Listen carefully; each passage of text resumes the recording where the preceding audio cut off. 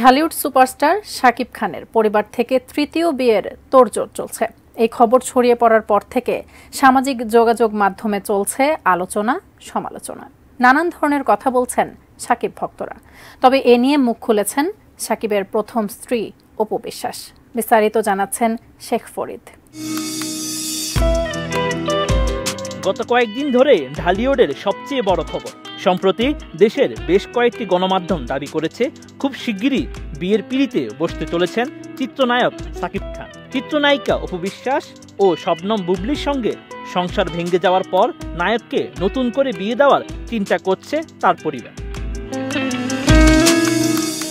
শাকিবের বিয়ের খবরে যখন গোটা শোবিজ অঙ্গন উত্তাল, তখন নীরব ভূমিকায় রয়েছেন তার প্রাক্তন স্ত্রী অপু বিশ্বাস। গেল ঈদেও শাকিব বন্দনায় মুখর ছিলেন অপু, জানিয়েছিলেন প্রাক্তন স্বামীর পরিবারের সঙ্গে ঈদ উদযাপনের গল্প।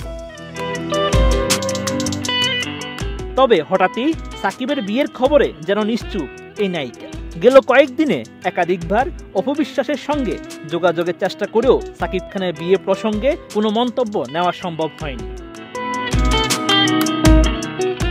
সংবাদ মাধ্যমকে দেওয়া এক সাক্ষাৎকারে শাকিব খানের বিয়ের প্রসঙ্গে জিজ্ঞেস করা হলে শুরুতে এ ধরনের কোনো সংবাদ দেখেননি বলে মন্তব্য করেন অপু বিশ্বাস।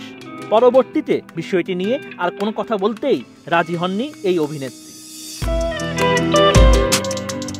এদিকে শাকিবের পরিবার চাইছে না তার জীবনে অপু বিশ্বাস বা বুবলির সঙ্গে কোনো সম্পর্ক থাকুক। সে কারণেই নায়ককে নতুন করে বিয়ে দেওয়ার সিদ্ধান্ত নেওয়া হয়েছে। পরিবার থেকে এরই মধ্যেই পাত্রী দেখা শুরু হয়েছে। অন্যদিকে অপু বিশ্বাস কোনো মন্তব্য না করলেও শাকিবের বিয়ের খবরে মুখ খুলেছেন শবনম বুবলি। তিনি জানান, শাকিবের বিয়ের বিষয়ে তার কথা বলার কোনো ইচ্ছে নেই। বিগত কয়েক বছরে শাকিব খানের বিয়ে নিয়ে এতবার শুনেছি যে কয়েকদিন পর তার সন্তান শেহজাদ খান বীর এ প্রশ্ন শুনলে বলবে নো কমেন্টস।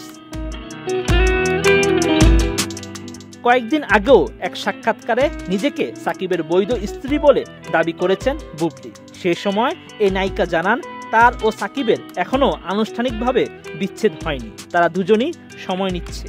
সন্তান শেহজাদ খান বীরের জন্য যেটা মঙ্গল হবে সেটাই সিদ্ধান্ত নেবে। গুঞ্জন চলছে যুক্তরাজ্য থেকে চিকিৎসা বিষয়ে লেখাপড়া করে দেশে ফেরা এক ডাক্তার মেয়ের সঙ্গে বিয়ের আলোচনা এগোচ্ছে শাকিবের। তাই বুবলির পাশাপাশি অপুরও শাকিবের বাড়িতে যেতে নিষেধ রয়েছে।